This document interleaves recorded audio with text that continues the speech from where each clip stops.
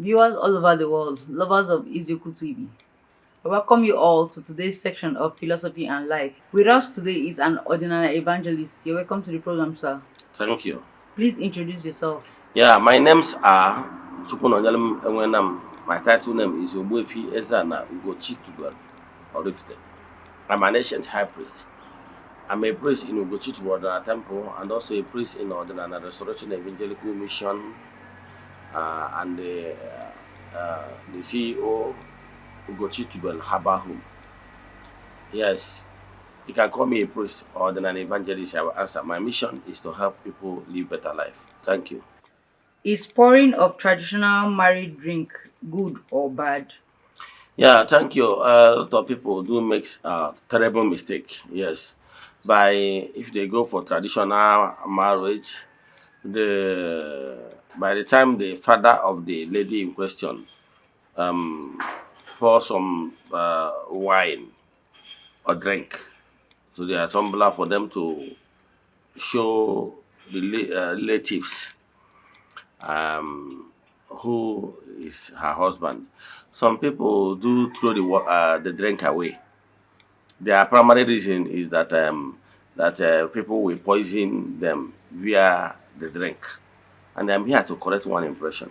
You know, Nollywood really bastardized so many things about our culture because they put so much fear in people's mind. I can tell you as a movie director, I will tell you that some of these things is make believe, is not reality. And based on the what people actually want, they tailor it in the way people wanted it. So, but what I can tell you is true. The truth is this: it's not possible for people to just buy you just like that. Yes, I will give you some evidence for you to understand. The truth of the matter is that that particular drink is very important for you to share it with your wife. Like a covenant. But when you throw it, the essence of that covenant has been eliminated. But let me correct some impression. People believe in Nollywood is it? Let me tell you, it's not possible. By the time that particular drink, maybe it's a palm wine or whatever. If it's a palm wine, there's a no wonder it's done in the public. And what only okay. The person that shares things in that is like a coordinator in that particular ceremony. You will give the person will take drink and drink. So if that drink, that cake or palm wine is poison, the person will die. Will die.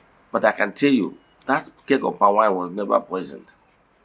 So at the starting stage, they will now the father of the bride we call the bride, my daughter, please come and show us who is your husband is.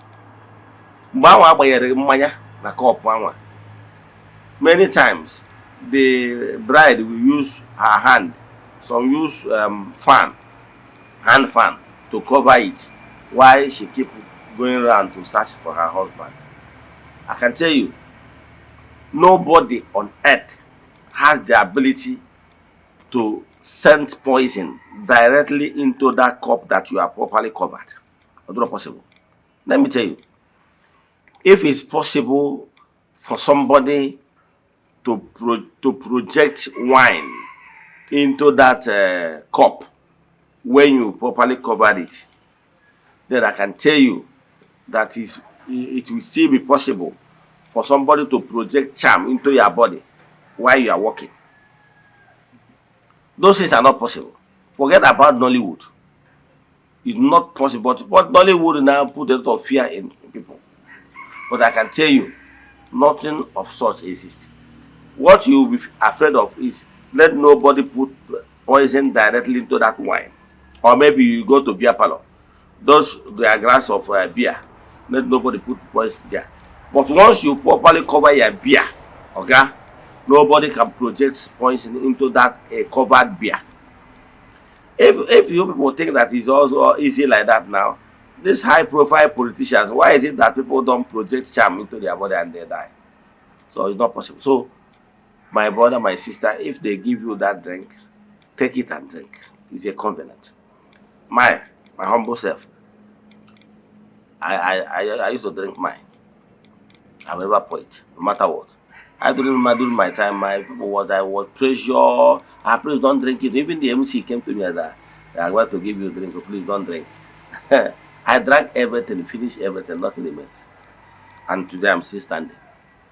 Even my people, my village people, my kinsmen were like, I don't drink it though. I said, no, nobody can kill me in this manner. It's not possible.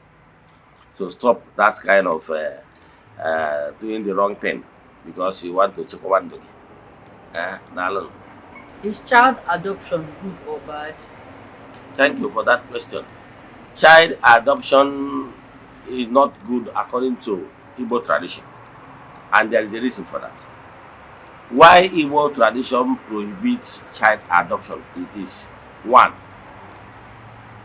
by doing that child adoption, you might through that process bring ọbara onye ori, because that child ị na-eje eme adopt ị mara onye mụrụ ya.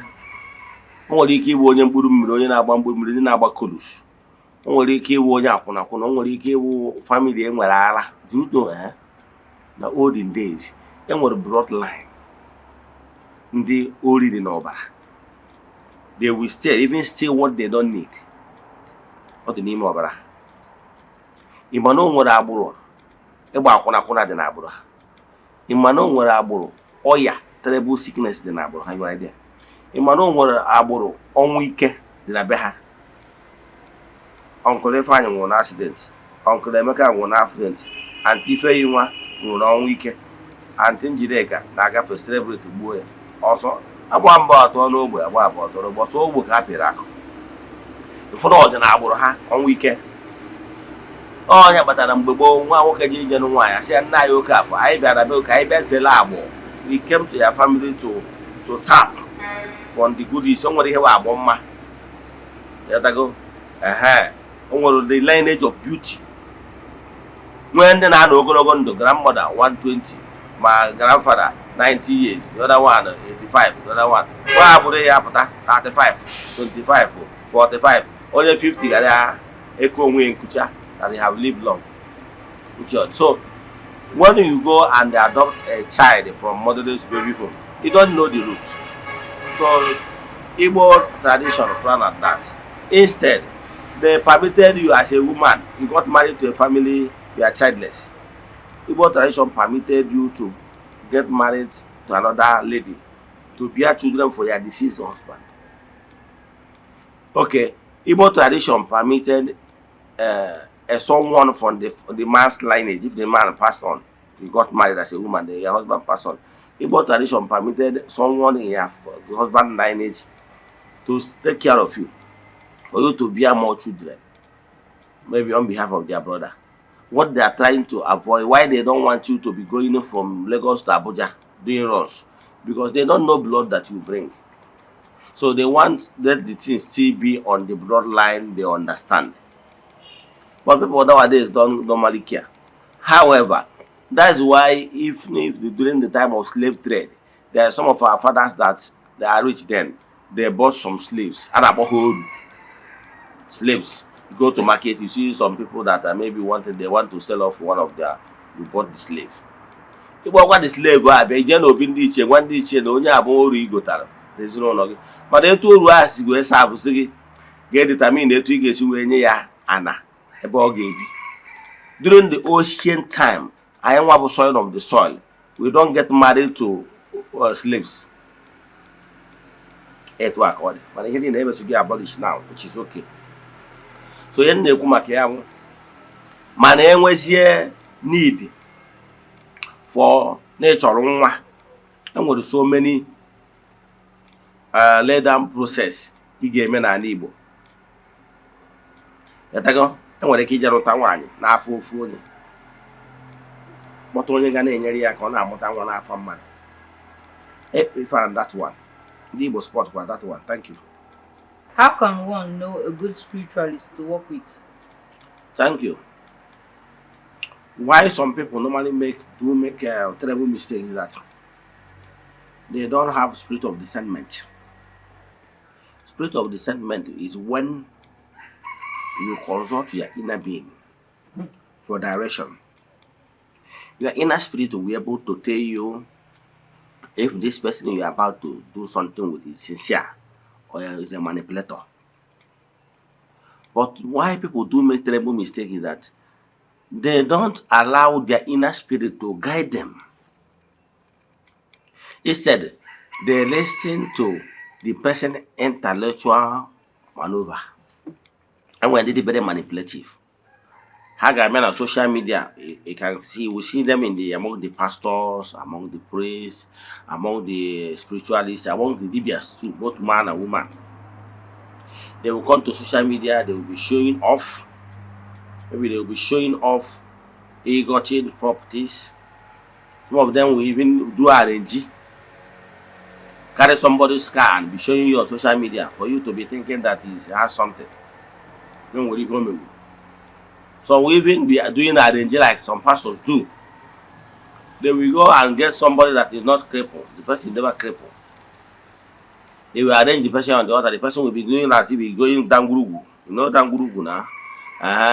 Before you know it, after prayers, pastor, one pastor, pastor, that this man that is not has problem with the legs, but now after your prayers he can walk now. So bring him to the altar. Bring this arrange.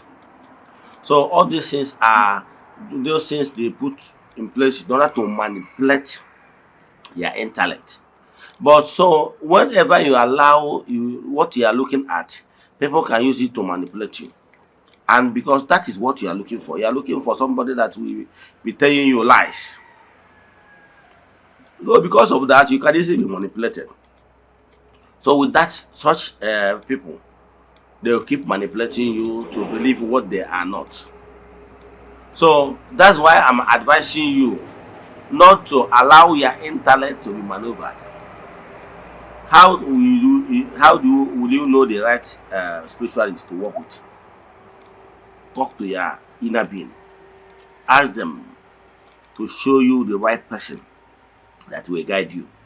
The right person will a good spirit that will work with your own good spirit. Allow your spirit to guide you, to lead you to the person. Avoid those people that are showing off. Because some of the high tendencies that are those people that are showing off are fake people. So, first of all, how will you know is by engaging your inner mind and asking your inner mind, inner spirit to guide you and show you someone that they are connected to spiritually. Because that one can never be manipulated. But once you start looking at people's intellectual capacity, they will use it to brainwash you and give you sugar-coated tongue and you will fall a victim. Thank you. Must a cold one marry a cold one? Yeah, thank you for that question. A cold one to marry a cold one is highly recommendable because birds of same feather flock together. Ọ bụrụ na ị bụ onye akpọrọ ọlụ, ọ bụrụ na ịlụ onye akpọrọ ọlụ ibe gị, depending on ọlụ akpọrọ onye, enwere body language, enwere ihe ga-abụ ọ na-eme onye or more understanding ka mma alụ ga-atụ. During the time of the ancient time, the time of our fathers, one of the reasons why some herbalists or spiritualists marry so many wives then is this. There are some families that will bring maybe an Obanje. They are sick and tired of what to do to save her.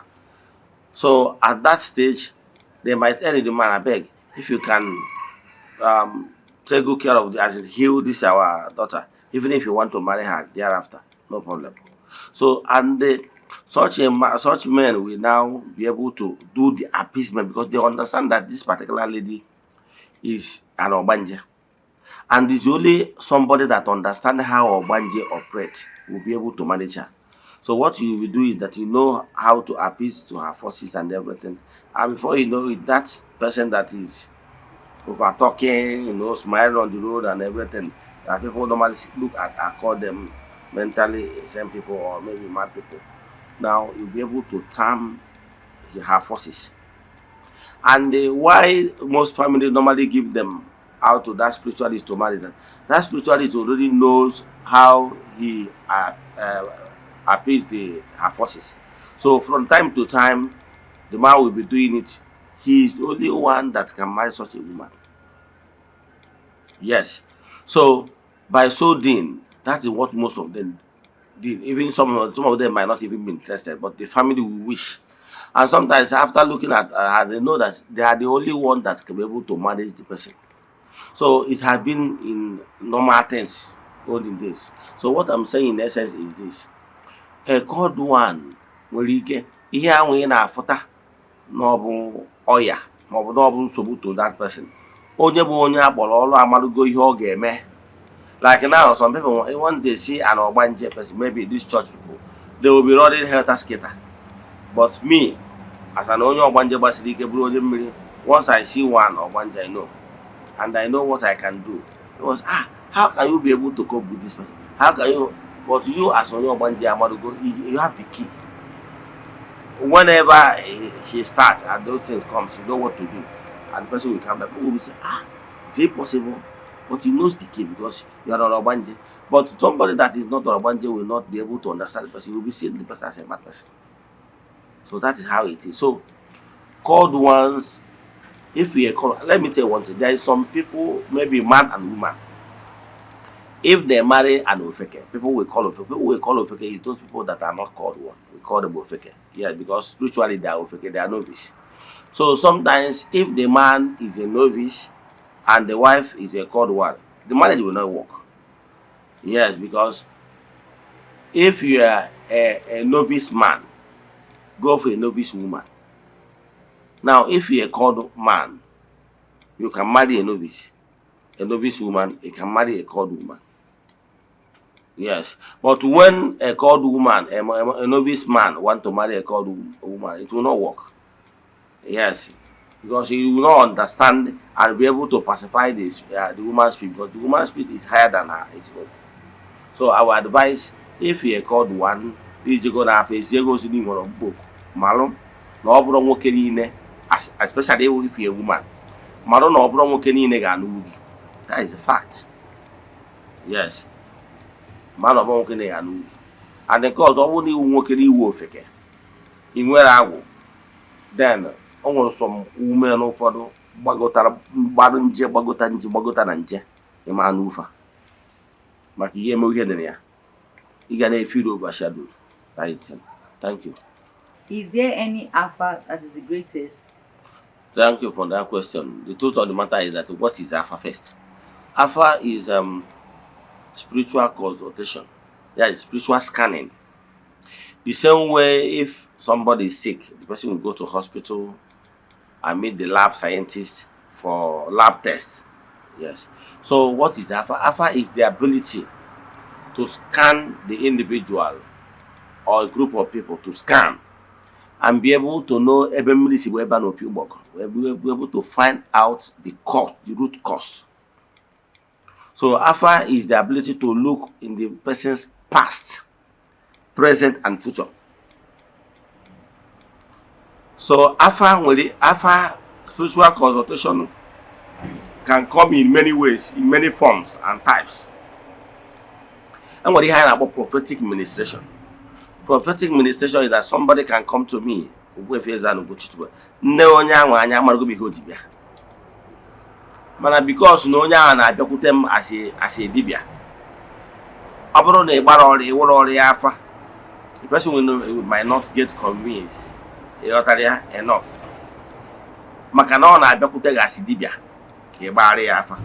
But ọ bụrụ na ndị na-abịakwute m as ka m mere ha counseling, na ha ama m as onye nwere gift that can actually counsel them. Now, such people, ọ bụrụ na ha bịa, mụ na ha na-ekpesi ekpere na-ekwu okwu, ozi na-abịa na-emenye ha ozi, and they will feel satisfied. So it's Alpha ka ọ bụ. When somebody be able to reveal who you are, what you are passing through, Alpha. Whether the Alpha is coming as a prophetic or liberation, it's coming as a message, Alpha ka ọ bụ.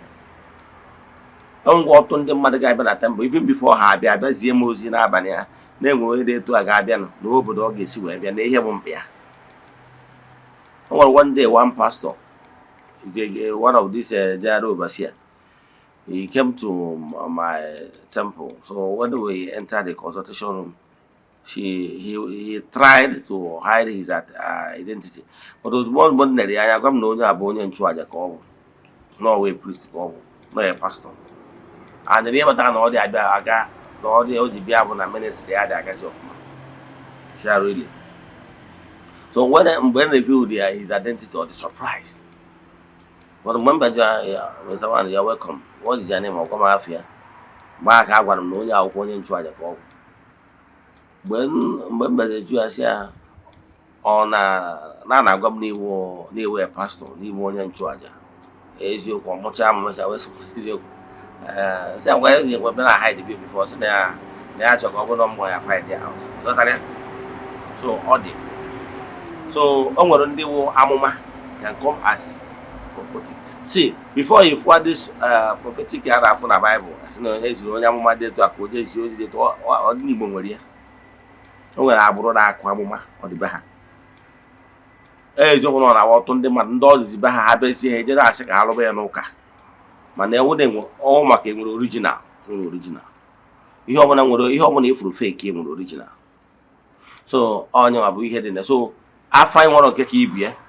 And what on then Abafa, you Abafa, or Bionea, Prime Minister, I remember when I was in India, Onea Pam, we were able to give a message accurately. Believe in me. When they were the keys, your jinkete or wargy, on a no jan on his goes. One day, only got our Jama, who know you really had about intuition, power of intuitive perception. On our war Jama, now we are no beer. On our queer no be put that on. What I call the one DJ guy, with the guy on board and no far character. But I got Fiana Banacana. Oh, I need to only give a vision on Afia on American television. I want a mad in Nigeria on Afia, no Anyana. And truly not confirmed. 1 year I want all you are full Greek or Gaba. Came on over Ugri, one day with Ugri Woke. They are about to do Ugri, I can see where you go Woke. When then I buy and dimly. Hear them babble, and what I keep here, quote me anywhere. Put a bacata, waff an hour, well. You got there? I put a bacata, waff an hour, so the truth of the matter, Bona, what I keep here, hear them babble. No need spiritually see your Putello. When more dear and then I force is sogi, so the cobble, I cognac, guess where they feel here, won't so boogie. And Maraqua. No one only care for my solution. So, Manada Nafa, what Afa Kibia, to me, Afa Caridi Bia, Wafa Mother Bachalage, provide their solution. You may Yoku, if you testimonies. No, Afa Kachan. Thank you. What is your advice to people who think Eze-Ana is diabolic? Yeah, thank you. I keep saying it. Why I throw myself into my cap into the ring, here Basara Igbo spirituality, bo. Ịkọwara ndị mmadụ na o nwere ihe dị iche na aja na ọgwụ. Agwa ndị mmadụ na aja karịrị ọgwụ. In this Igbo spirituality na-afụ, enwere ndị chi ha na-asọ ọgwụ like m nwere onwe personally mmetụ ọgwụ aka ọgwụ alụọ. Yes. Chi m na-asọ ọgwụ maka ebe nsogbu ebe ụwa na mmụọ m na ha so. And ezigbo ọgbanje na ezigbo nwa mmiri ada na-agwọ ọgwụ. Those ọgwụ ọjọọ ka na-ekwu maka ya. Yes. Maka na onye wetara mgbọrọgwụ na mkpa ahịfịa wee sie ọgwụ, all mixture of ọgwụ. He formulate a particular medicine because maybe you water chlorophyll, water antisunate, which cut your ọnụ when a prepared ọgwụ. Mana ọgwụ na-ekwu maka ya bụ ndị na-eji agwọ ọgwụ ka ha wee na-eme nke ma ọ bụ na-eme nke ọzọ. Ọgwụ eji emegide mmadụ pụtara. Ịghọtara ya? Enwe ndị na-eji agwọ ọgwụ so na ọgwụ ka amoosu ghara ịda ha. Mana I can tell you na so many natural things ị ga na-use. Amoosu enwere ike ịda gị. Quote me anywhere. Also, one of those that dibia nwere ike ije oru je Igbo je ebe asịsị eje na-eje without ekoghi akpa ndị dibia na-eko. Because I believe in nature. And one small things that is very powerful in Maro. That's why we better be me. I'm not be dibia. because there were so many natural forces. No. All how protection. Finally, 90 at least that get you have been scammed. Neutralize your own ID negative. You got there? So you two are goes where mana o nwere ndị na-eche na ọdịnala bụ charm, making negative charms. See, ọga ọ bụrụ na Igbo onye na-eje enyiri mmadụ poison, ịbụ ajọ mmadụ, ịbụrụ onye ọdịnala. Ọ bụrụ na Igbo onye na-abụ ya uncles, your brother's children are about to come back for celebration, Xmas celebration, you are planning to poison them, give them a chair, and you are a wicked man. Ọ bụrụ onye ọdịnala ka ịbụ onye na-eje na nke ụmụ nwanne gị na-alụ ụlọ dị na-enyiri ha ọgwụ ka ha ghara ịda ka shop ha gbochie, ka ha ghara inwe ego ha ga-eji wee complete that house, ya wicked man. Ọ bụrụ ọdịnala sendịrị gị. Ọdịnala Igbo does not support you to go against the success of another person. So ọ bụrụ na ịbụrụ onye na-asụ nsọ ana, onye amarụ na ime ihe ọjọọ adịrọ mma, ịbụrụ onye ọdịnala. So what makes somebody an ordinary person bụ when you are living an upright life, when mgbe ị na-asụ nsọ. Ọ bụrụ mgbe iji ọfọ n'aka, maka anybody can ji ọfọ n'aka. Mbatara eji wee si na nwoke si na-eji ọfọ, nwaanyị si na-eji ọfọ, n'ọfọ ma onye ji ya. Ọ bụrụ ọkwụ na ịgba afa ka ihe eji ma onye ọdịnala. Enwere ndị na-eji eri ose na onwe ndị na-eji eri witch. Witch ka ọ bụ. Oricha witch o nwere ike were na-ezi ozi, nwere ike na-afụ ụzọ, nwere ike were na-agba afa. Ihe eji maka ihe si na onye ọdịnala. Ọtara ya, onwe ndị na-eji abụ otu ụzọ dị iche iche ebe ọ na-achọ ike o ji eme gịnị, ike o ji agba afa. Ma ike o ji esi ozi, o ji enye prophecy. Ọ bụrụ onye abụ na onye ọdịnala. So gịnị ka m na-achịkọwa? Onye ọdịnala bụ onye awa na-akwụba aka ya ọtọ. Akpọ ya n'eziokwu, what he knows, he said the truth. Ihe mmadụ say, I don't know about this. Honestly, I don't know. Bụrụ onye a ga-abribe. Na my town, onye ọbụla mana ịchọ ghara ikwu eziokwu, jee gwara nke Eze-Ana, mma agwa the truth I know and stand by it. Ọ bụrụ ma ị can bot me over. So onye na-achịkọwa ọdịnala abụrụ diabolic. Ndị niile na-enye ndị mmadụ nsi, na-eme ihe ọjọọ, na-egbusi ndị mmadụ, na-eme. Those are not even ordinary worship, are traditionalists. No. Do call the ordinary worshippers. Onye ezigbote onye ọdịnala enwere ihe o ji ka ọ gbachiri gị eme.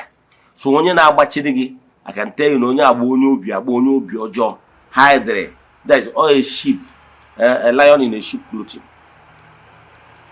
Yes, or a camouflage ka ọ na-eme. So ọ bụrụ onye abụrụ onye ọdịnala, put me anywhere. So ọdịnala is not diabolic.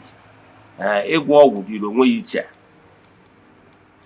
Then ịda achụ aja, na-eme appeasement, na-ekwubi okwu is of different level. So there are two different words. Anyway you want to follow. Thank you. What is your advice to people that neglect herbal medicine? Yeah, thank you.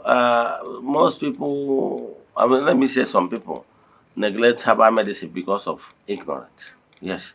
I keep saying Hosea 4:3, my people are suffering because Hosea 4:6, my people are suffering because of lack of vision. I used to ask this question. Based on the last research I made, in Eastern Nigeria, Christianity is less than 200 years. And Orthodox medicine is less than 200 years here. Now, ask yourself, our forefathers, Igbos, have been in existence thousands of years. Ask yourself, what have our forefathers fed on? Okay, for you that believe in Bible, as we learn God and also, before the advent, go to Google the first advent of Orthodox medicine. Ask yourself, during the Abraham time, during those Moses time, what did they feed on? Is there anything like Orthodox medicine? So, what I can tell you is that Chukwu, after creating man, he created herbs, leaves, foods for man to dwell on. Let your food be their medicine.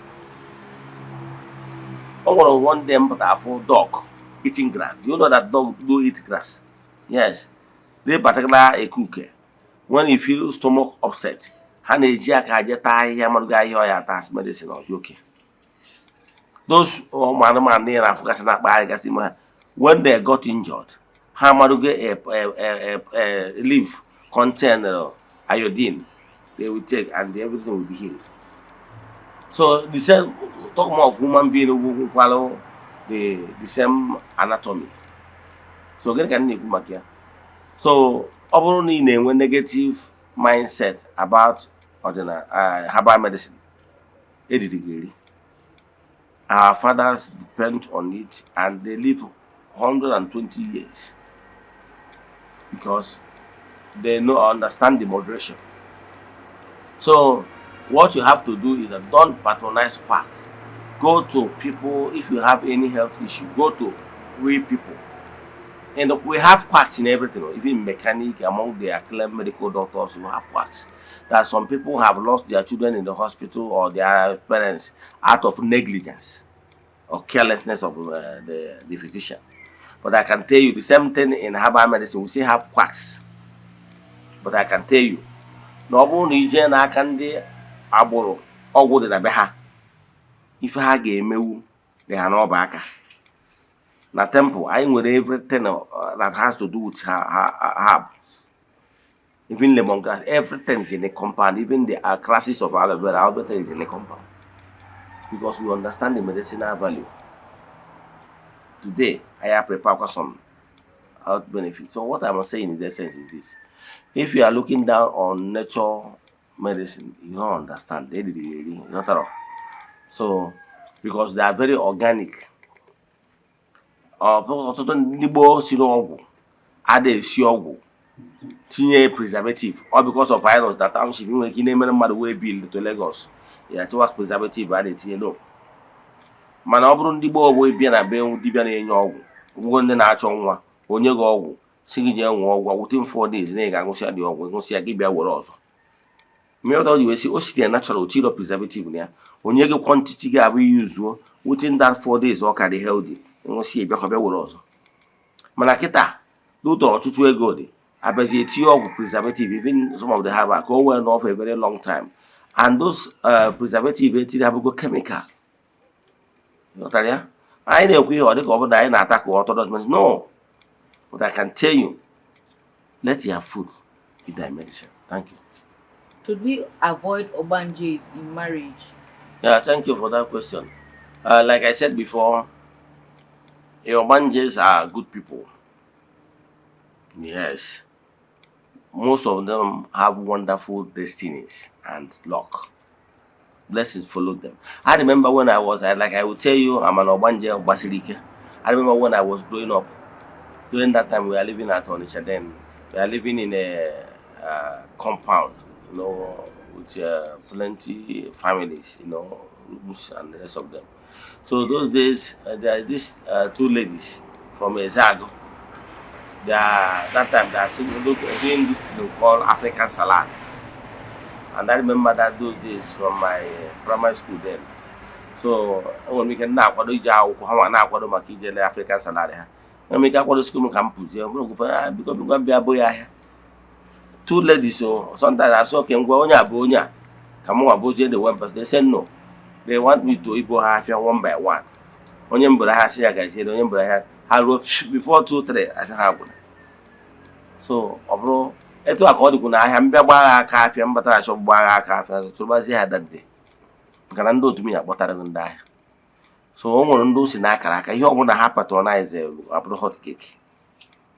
So all the banja had water. And whenever you make them and become their friends and they're happy with you, you will lack nothing. Mana one thing I must say, onye obanje imejọ ya inwe problem.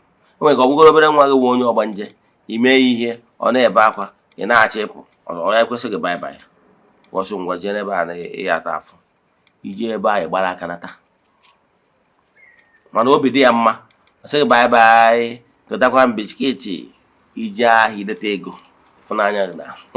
And ị na-egotara ya biskiti ị na-asị ya nwa anụbachukwu ije ahịa nwa bekee ego bịakwa ka ịgotara ya ihe na-eto. Ọsọ nwa gị ji ahịa n'ihi eleta ego ije ahụ idete ego.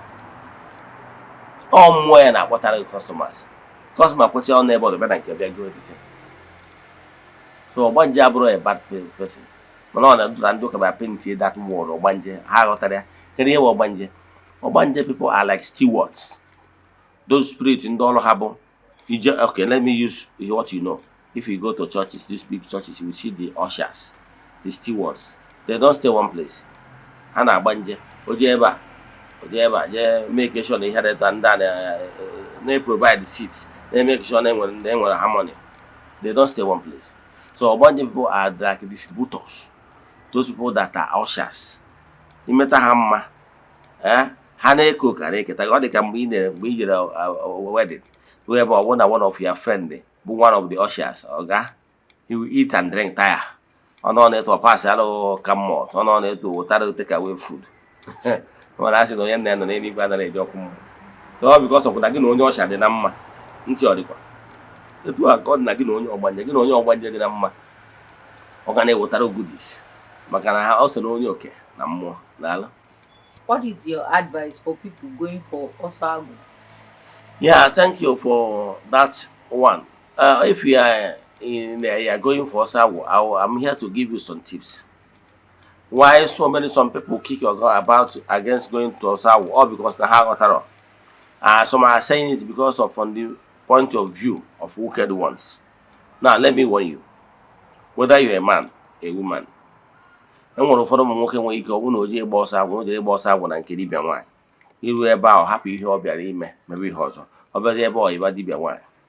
It's very wrong. Ọ bụrụ na ịbụ nwoke na ịbụ nwaanyị ijere ije ịgba ọsọ agwụ na be dibịa ọ bụ dibịa nwaanyị dibịa nwoke iru ebe ahụ gbado anya n'ihe ị bịara ịbịa n'ebe abịaghị bịa. Ọ gwara ụfọdụ ụmụ nwaanyị asị oke nwaanyị jee na be nwaanyị nwoke jee na be nwoke ọga anyị enwetago ripọt na o nwere ụfọdụ ụmụ nwaanyị na-abụ ha jekwa na nke nwaanyị ibe ha nwaanyị ahụ ọ bụrụ na nwaanyị o jere na nke ya wee spiritualist bụ elezibia onye lele ebido mewe lele otu akọdịkwu na nke ndị ya nwoke eje na nke nwoke ibe bifo ya n'oyite ebido mewe ndị homo bido kpọwa ntị ọ dị. So osiro na ihe dị mkpa bụ bụrụ onye na-enye onwe self respect ka ofu. So ọ bụrụ na iji ịgba ọsọ ahụ focus on ihe iji maka ya bịa. Ọ bụrụ for any reason na the person chọrọ ịnụ anụ let the person follow normal process of engagement, equal the bride price and rest of them, follow normal process. I wish you good luck. Mana ọ bụrụ na ọ just for fun ọ bụrụ ihe iji maka ya bịa. Nke a ofu. Nke ịbụa ọ nwere ọtụtụ ndị na-agbaghaji ije gba ọsọ agwụ ọga ha n'ọrụ ha ma ọ bụ n'ọrụ ha emeghi initiate tutu ndị amụsụ ikwekwe na ụfọdụ ga-abịa mee ka ịbanye iri ogboma maka na nyanwa nọ n'ogboma. Ụfọdụ ga-abịa ka ịgba ọsọ agwụ na be ha ha sị na ha ga-eme gị initiate ha gbaa gụ ndụ nye gị something gị noo nye gị something gị rie emenubere m ya since m bidoro ọrụ a since 2020 amaghị m ọtụtụ ndị m zụrụ n'ọrụ a scattered everywhere. Yes, ngwo ndị m zụrụ na-aba nwee nke na Port Harcourt enwere m na Abuja enwere m na Nsụka enwere m so many places Imo Anambra many ịghọtara ya mana onwere onye n'ime ya they will all bear me witness even Nnewi here they will all bear me witness onwebere onye n'ime ha mmesi ntịrị ka m kanye gị ihe n'ahụ ma ọ bụ ka nye gị nke a ka irie ihe m menyere gị aka ma ewu ka ị discover the true self bụrụ ka ya ihe n'ahụ ma ọ bụ ka mee gị ka ị dịzie perpetually under me no. Bụrụ na ibido ọrụ ma na-akwụdoro gị ọrụ gị na-aga onwe from time to time iweta something sị m nna m ukwu ma ọ bụ nna m ukwu na nka I appreciate ka ọrụ ọfọ onye ọma na-emere gị n'ichetara m mana ọ bụrụ ka anyị initiate gị ka ị nọ under me no I don't do that. So ọ bụrụ na ije na nke mmadụ ọ bụrụ na onye ga-achọ ka o initiate gị into anything please don't accept. Thank you. What are the 4 cardinal points in creation? 4 cardinal points in creation includes the air element, the fire element or light element, the water element, and the land element. However, inside these 4 cardinal points, enwelo other elements under each cardinal point. Yes. Enwelo so many other micros and powers, elements dị n'ime any cardinal point. Person may break down here basal mysteries of life. I'm looking for avenue, waiting for my followers to mature to that level of teaching you so many things about mysteries of life. in the spiritual realm, enwere so many, enwere kada, enwere layer by layer of powers. Enwere the throne of the divinity, enwere the throne of the primordial queen. Eze-Ana nke eluigwe, enwere the throne. Enwere the throne of the elders. Enwere the throne of the principalities and powers. Enwere the throne of the elders and the ihe anọ dị ndụ. Enwere the throne of the angels. Enwere the throne of the realms. Enwere the kingdoms. So enwere so many. Enwere the ethereal world. Then we are in a gross material world. There were so many realms, and those the world we are seeing is so vast. That is, if I say the universe. So all these realms are too vast. Then was the entities. And were entities of powers. All you know what must then were entities of powers. And were elemental beings. Were animistic beings. All these are beings. And the aliens, and so many spirits come upon through astral travel or soul travel or through projection. Upon a mature go to this level of going into the astral. You can have so many things, so many beings, they in many forms. They beyond human comprehension. I told me get to it, but yet you can go there. Then well they sat. Yes, our group name now. They are in many forms. Including all the light region. If you about all the beings from the light region. Yes, those light region are spearheaded by the SAT and the Igbo. Then Abaratama enwelo the thrones of the salamanders. Yes, there are so many the spirits they hovering around in the universe. Yes. If the throne the other side, if the throne of the water elements, that includes the sprites, and the mermaids. Forget about those things here I found an Hollywood though. The Nigeria costume of he house. You so no, this is mermaid. Oga, if you ever have a fence or an encounter with a real mermaid, boogie. But now other art film, those things are films. Then art films, they costume. On I saw no mermaids, you know, made editing, just manipulation. I had my check over again with the mermaids, real mermaids. So, yeah, I found an Hollywood and they say, Oga, if for the spirit, yeah, my camera, you throw it another way. You see, yeah, my camera, that's the moment say, I say, slap me, I know, really now active. So, now, another elemental beings, then after the earth, that included the gnomes. The herbs, they are in charge of growing plants, growing flowers, they dwell in the trees, the herbs, while the gnomes dwells in the hills and mountains and stones.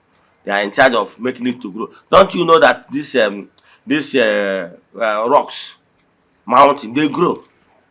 And then the calendar go meditated on they grow. Those are supernatural forces in where they came from. Unless if you are permitted to have an encounter with some of these kingdoms and realms. It's so many. This world is so many. Tell us more about Chi and Monsochi. Yes, I want to tell you about Chi and the Monsochi. Monsochi will get the angel and other forces that went and die with their forces. Now, every human being, no human being has only one force, only one Chi, no. Meaning, enwere Chi where other forces that work in consonant with your Chi. Chi na Monsochi, let me use what you understand, what you see on daily basis on your screen, on television to explain. Do you know Mr. President? Mr. President is the commander-in-chief. The same way you that looking up to me now is the commander-in-chief of your life, of your existence. Now, if Mr. President is standing, as if you see Mr. President on the television, once you make a pronouncement, you see another man standing right beside, by his back, behind him. That person is called ADC. Yes, that man is supposed to be the last person very closest to him. If there is anything to whisper to him, he's the one. So he understands that man standing behind Mr. President is very powerful. By position, and with other ranks, but for the fact that noble ADC to Mr. President,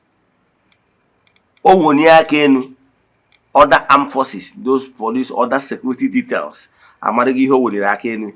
also has shoot them with danger, rising. Now, offer no sense, no one they should attack Mr. President. Only just block on Mr. President to ensure that the enemies not get to Mr. President. Onyezie sign, both the DSS, the police, the army, and all the security apparatus of the Mr. President, he was sworn into action. So, all no one got called short, 1 dozen or na yard. So your guardian angel is the closest being to you.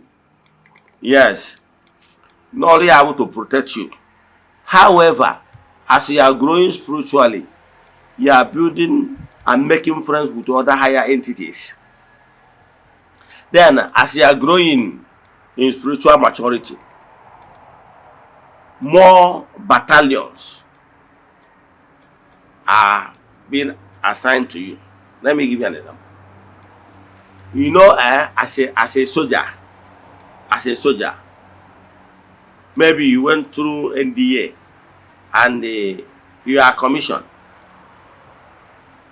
as with 1 star. Yes. Before you know it, you become commissioned lieutenant, 2 star. Before you know it, you receive another star, making it 3 stars. 3 star means captain in army. Do you know, as a captain in army, in your position, maybe you have 1 orderly. That is 1 backman that is guiding you as a captain in the army. By the time you grow, you receive another rank and become 1, remove all the stars, put 1 ego, you become major. When we can maybe by your position, then when you can use 2 police army officer, can they check it? By the time you move to higher 1, then you can wear 1 ego, 1 star, as an able go lieutenant colonel. Then by then, before you know it, you borrow colonel, when you can wear 1 ego, 2 star. By the time you able you want another 1 ego and 3 star, about 3 star general, a brigadier general. If you your squad, why was a brigadier general? If you then will official car, if for something like this, here I have any humoton dami or the white, the new humotia, a butcher plate lumbia, only have to get a 3 star general. Yes, or a brigadier general. Only you can now command the maybe 302 artillery regiment or now command the one battalion. Yes, so here you go like that. By then, if you na squad on the name increase. To account is made to Tumbo or Bajanara, a weapon is scissors. That I got here, scissors. By then, if you na battalion negro, didn't change any negro, because you could make the web general. To account in a spiritual ranking. By the time in negro spiritually, Kina more by the time I know more battalion. By the time I can take more charge, I become more commanding. That is, I command the more battalions spiritually. Abrondo Casino Abu General overseer. I will go other doors under you. To account the spiritual. Once you are growing, once Anna mandate more forces, he checking. Aburo forces in a checking break and a kindergarten. Can they check him where Bagotagolo, where more spiritual responsibility. Then the 2 against more battalion of spirits gonna guide gị. Ịghọtara ya? Onye ka na-achịkọwara gị. So etu a ka ọ dị na mmadụ. Once you are growing, kpọchie onye ụwa, mana onye batara ọ bụrụ na m na-efidiri uche gị mma kpọchie onye ụwa gị na mmụọ nsọ chi gị. You need to carry them like me. Mgbe m gbagọtara n'ọdịnala, chi m nwere ogwugwu so chi m. Nwere ogwugwu so chi m. Ihe ebe m kpọtụrụ chi m, ihe afụ chi m, ihe afụ ike nga chi m represent the forces so chi m. Then ofu ogwugwu so chi m, ha niile nọkọtara ọnụ. And may feel the honor together because they are one entity of power. Thank you. What is Akali Ogiri? Akali Ogiri. Yeah, thank you for that question. What is Akali Ogiri? Akali Ogiri is a negative spirit. Okay, in the world of the physical, call them men of underworld. Those who mmiri na-anapụ mmadụ ihe na main road na Opiweka. Those who their work is to destroy. Their work is to steal. Do you know the same way highway robbers? Yes, that's in Dori. It's a case in which spiritual highway robbers. Those spiritual highway robbers, those spirits now, their work is to take away what makes you great. They will bring in troubles. They will bring in negativities that will take you or distract you from being where you're supposed to be, or to cause as a distraction to you. So that is why we in the spiritual understand that, have spiritual understanding. From time to time,